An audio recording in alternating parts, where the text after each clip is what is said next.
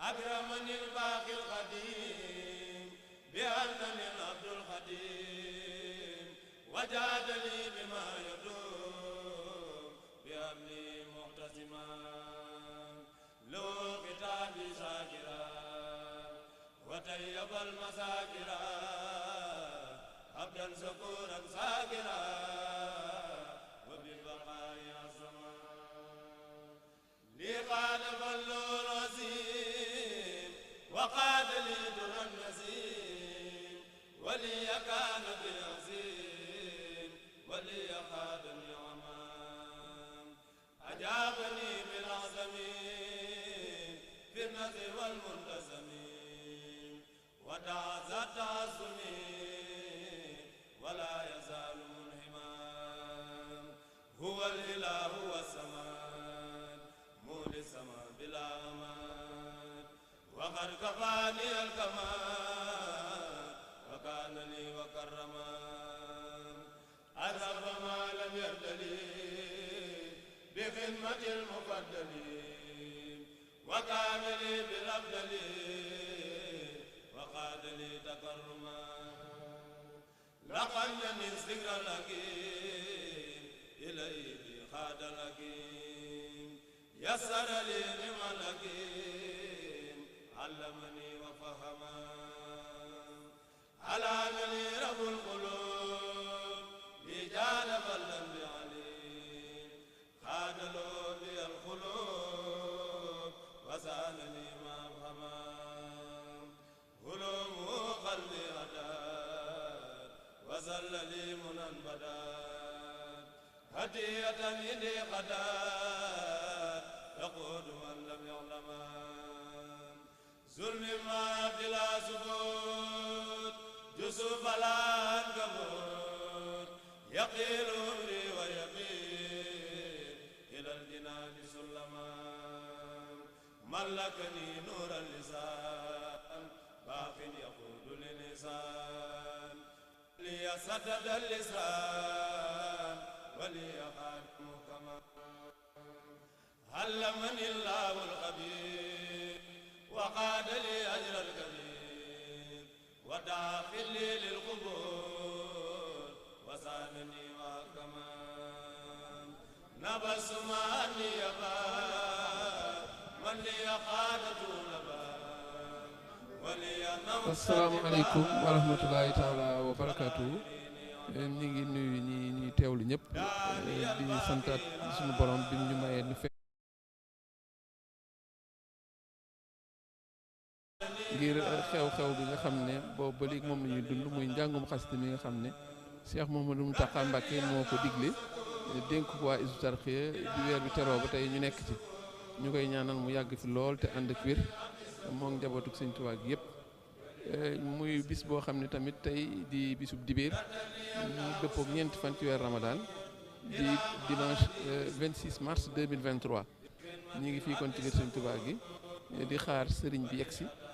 ngir njàng mi mën a tàmbali ñooñu ngeen dégg ñuy jàng tamit mooy kuréel 2 bu daara Hizbut Tarqiyyah bu Thiès ñoom tey ñoo aye gàttandu sëriñ bi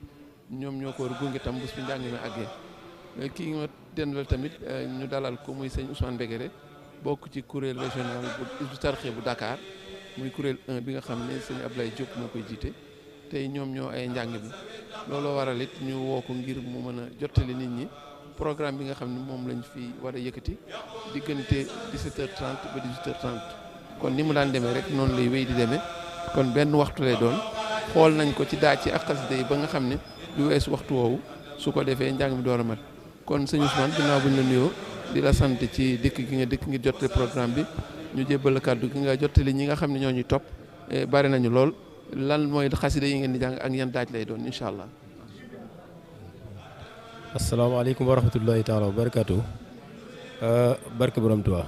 sëñ Mansour ñu ngi ziar mbokki taalibe yi di ziarat mbokki murid yëpp ñi nga xamante ni teew nañ fi ñëpp ci bésub tey bii di xam le ni tey jii prestation bi nga xamante ni moom lañ war a amal kuréel 1 bu daaray Dakar ci njiital sëñ Abdoulaye Diop ñoo ko war a amal ñu nes tuuti rek incha allah danañ dugg ci programme bi kon programme boobu ni mu tëddee mooy yaa xayri dayfin moom la ñuy ubbee waak sëñ Massamba teg ci tawbatu nason ci version 78 buñ paree teg ci inal lazina bi nga xam ne mooy daaju sëñ Bolo Mbay tegaat ci ajaabani ak bakaytu daaju sëñ Massamba Niass jeexale ko faadal lazina bu boole mbay kon lii mooy li nga xam ne mooy programme bi nga xam ni mooy bi kuréel daaray Dakar war a prester incha allah ci kanam tuuti soobee yàlla.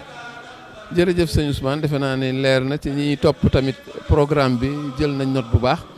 kon njàng mi noonu lay doon ñuy fàttaliwaat ne waxtu lay doon ndax xool nañ ko ci daaj ci ak xasida yi ba du weesu waxtu bi kon loolu mooy li nga xam ne mooy programme bi ñu leen andiloon tey ñuy sant sëñ Ousmane te ñu la téyewaat mën nañ la bàyyi nga dellu ndax kuréel gi ñu lay xaar su ko defee mu wéy ci njàng mi jërëjëf Ousmane. kon loolu mooy programme bi ñu leen dégtaloon tey ma fàttali ko kon muy kuréel 1 régional bu Dakar nga xam ne ña nga xam ne ñëpp ñoo nekk ci kuréel gi dañoo féeti Dakar ñu tànn ci ñoo xam ni ñoom lañ boole mu doon benn kuréel nga xam ne du caageenu sax ñoom ñëpp dañuy nekk ci jël daara waaye mën nañu bokk daara yu wute waaye ñu dajale leen boole leen muy doon mennum jàng bokkul kuréel national bi ndax kuréel national tamit dañuy xool ci biir réew yëpp seet ko kon dafa mel ne Sëñ Tuubaa barkeel na liggéey bi noo xam ni kuréel yi yamatul rek ci ab région wala ci ab dëkk France mën nañu am seen kuréel Italie am seen kuréel Ndar am seen kuréel Louga am seen kuréel waaye du tee danañ tànn ñoo xam ni mooy doon ñi gën a xarañ ñu dajale leen def ci benn kuréel kon loolu mooy li nga xam ne mooy liñ leen andil tey fidèles téléspectateurs qui nous suivaient et ceux qui sont également scotchés sur les autres réseaux sociaux et tous les supports. C'est un réel plaisir de vous retrouver en ce 4e jour du mois lunaire de Ramadan qui coïncide avec le 26 mars 2023 et c'est un dimanche et tout le monde est là, présent, attendant que le khalife arrive pour que la déclamation puisse démarrer. À l'honneur aujourd'hui, il y aura le kuréel régional de la Daara Hizbut Tarqiyyah de Dakar. C'est une sélection des membres qui sont basés à Dakar. Et le maître de chœur, c'est Serigne Abdoulaye Diop, je l'ai dit tantôt. Ils vont déclamer des titres qui ont été énumérés tout de suite par celui qui a été choisi pour faire. Il s'agit de Serigne Ousmane Begele, qui a égrené tous les titres qui seront déclamés 1 heure durant devant le khalife général des Mourides. C'est également le même scénario que l'on vit puisque la salle est déjà pleine depuis plus d'1 heure, bien plus d'1 heure, la salle est pleine. Si le vendredi également est une occasion privilégiée pour faire un rush vers la salle, évidemment le week-end également, il y a certaines contraintes qui s'estompent de sorte que les gens peuvent venir et c'est pourquoi évidemment la salle refuse du monde, comme je l'ai dit tantôt, au sens propre comme au sens figuré. Parce que véritablement, il n'y a pas de place où s'installer. Et c'est ainsi, c'est le miracle, c'est le charisme des écrits du Cheikh qui est ainsi fait. Et nous voyons à l'instant Serigne Moustapha Ibn Serigne Abdoul Khadr qui est en train d'arriver pour entrer dans la salle. Serigne Bassirou Ibn Serigne Abdoul Khadr, le porte-parole, est déjà venu. Nous avons également vu Serigne Dan Ibn Serigne Abdoul. Donc bien d'autres encore qui sont déjà là. Toute cette famille, cette noble famille de Serigne Touba est là, accompagnant le khalife, étant aux côtés du khalife. Et ce sera le même scénario du premier jusqu'au dernier jour du mois lunaire de Ramadan, Inch'Allah. Donc c'est ainsi planter le décor que vous avez vécu et que vous vivrez encore pendant le reste des jours du mois de Ramadan. Et il ne nous reste qu'à faire ce que nous avions l'habitude de faire et de dire Allah, prier pour que Allah accorde une très longue vie. Une très très longue vie au khalife général des Mourides et qui lui accorde une très bonne santé, lui qui a pris sur lui, n'est-ce pas, de faire revivre cette atmosphère féerique, cette atmosphère d'enchantement, cette atmosphère de véritable extase, puisque la déclamation des Khassaïd associée à cette concentration mais produit, n'est-ce pas, une atmosphère de béatitude incommensurable. Et c'est ce que nous vivons depuis plusieurs jours. C'est ce que nous continuons de vivre, Inch'Allah, jusqu'à la fin de Ramadan. Donc, sans plus tarder, nous allons vous laisser suivre la déclamation de ceux qui sont chargés d'accueil de Khalif. Il s'agit du Kourel 2 de la Dara Hizbut Tarqiyyah de Thiès. Et je disais tantôt que cette classification 1, 2, 3, mais c'est en rapport avec la dextérité des Kourels. Et il y a toujours, s'il y a plusieurs groupes, il y a toujours un classement. Il y en a qui sont les virtuoses véritablement, il y en a qui sont encore plus forts, mais il y a selon le classement, dans une Dara, on peut retrouver 3 Kourels. Il y a les adolescents, il y a, n'est-ce pas, le Kourel 1, et ça c'est le top. Il y a le Kourel 2, il y a le Kourel 3, il y a même le Kourel de formation, pour dire donc qu'il y a une baraka telle qu'aujourd'hui, Hizbut Tarqiyyah est attaché à cette déclamation. Ne serait-ce que les propos du vénéré Khalif, ça sont de nature à décupler cet entrain. Lui qui disait que Hizbut Tarqiyyah, ce qu'on lui connaît, c'est la déclamation des Khasaïd. C'est leur spécialité, c'est leur marque de fabrique. Et tout ce qui vient après conforter ce qu'ils ont fait. Mais en réalité, leur ADN, c'est la déclamation des Khasaïd. Je crois que ce propos très laudatif mérite que l'on fasse encore des efforts. Et c'est pourquoi Hizbut Tarqiyyah se met à la tâche pour mettre sur pied un conservatoire qui surveille, n'est-ce pas, cette déclamation, les répétitions, qui l'organise pour que quand il y a un événement comme celui-ci, on puisse produire, n'est-ce pas, on puisse amener des produits dignes de son nom. Voilà donc pour la séance d'aujourd'hui. Sans plus tarder, nous allons rendre l'antenne et attendre les quelques minutes qui restent, puisque véritablement le Khalif va bientôt arriver dans la salle. Et son entrée dans la salle est le signe du démarrage de la déclamation. Merci et à bientôt. Nous reviendrons ensuite pour vous présenter un autre écrit, comme de coutume. Nous avions annoncé que nous avons terminé avec Fatou Fatah. Aujourd'hui, nous annonçons que nous allons parler de Ya Jumlatan. La Jumlatan qui est un autre écrit du Cheikh. Et c'est ce sur quoi nous allons nous entretenir au moins pendant 2 séances. Merci et à bientôt.